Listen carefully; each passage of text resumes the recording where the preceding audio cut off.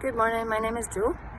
I'm here to talk a little bit about my own business, Two and a Coup. CuparNow has asked us to do a video explaining a little bit about the people behind the business. So yeah, that's what I'm going to do today.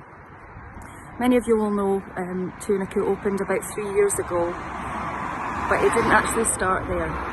It started in a little shop further up the road called Munch.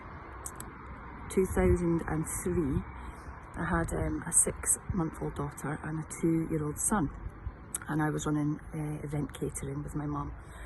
We were really busy, but I found I didn't have much time for the family, so I wanted to make my hours better. I wanted to work more regular hours, so we took over a small sandwich shop up the road. The purpose of it was that I seen a need in the market to really supply food that I would eat at home but on the go.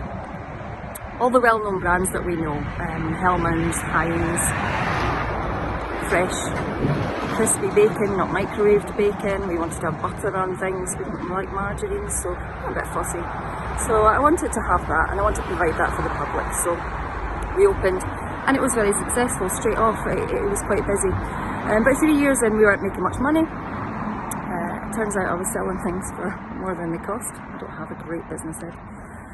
So my husband came on board and he found ways to make it work. So since then we've been working as a team. 3 years ago we took on the premises further up the road. It used to be A&J Taxis. They realised that they no longer needed a premises to run the taxi business, and so they sold up to us, and we were able to renovate it to purpose built for us. And we love it. We named it Two and a Coup. The reason we named it Two and a Coup was really a nod to our customers, to the tradesmen that came in every day, and all the locals who, when asked, what do you want in your coffee, they would say Two and a Coup, 2 sugars and milk, which I hadn't heard of until I moved here. So we did that. We themed it on a trade theme. It's a little bit crazy. We have a weird sense of humour, as you may have seen. And so that's us. So 2020, my 6-month-old daughter is now 16, my son's 18, and currently, as a side point, stuck in New Zealand. I know there's a lot of things going on in people's families and life at the moment. Everybody is dealing with so much. Owen is stuck out in New Zealand. He went there in February to visit friends and hasn't been able to get home since, which is a worry to us, but he is safe with friends, so we can rest a little knowing that he's looked after. Our daughter Lucy is working in the business, and at the moment, well actually at the moment she's doing my washing, which is great because I'm so busy. So when this virus hit last month, we found that the footfall in the shop started to tail off. We seen the business that we worked so hard for so many years to build up just disappearing down the drain. We were getting more anxious, our staff were getting more anxious. We were constantly having to adapt to what was happening.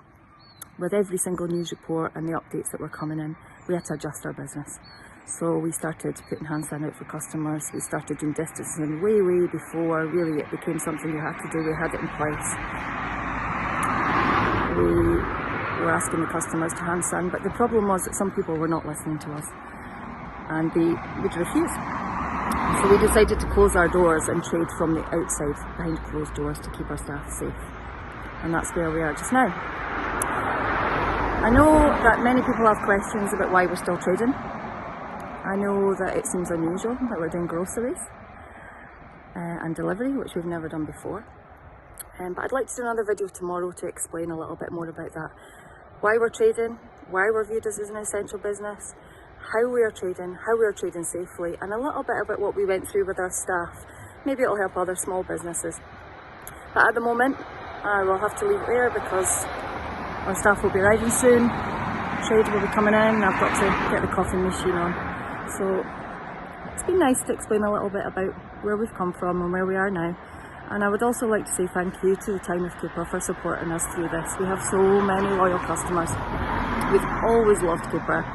I much prefer it over any other town. It's just a very down-to-earth place. It's just home for us and our family. So I would like to say thank you for supporting us through this. And I will speak to you tomorrow a little bit more.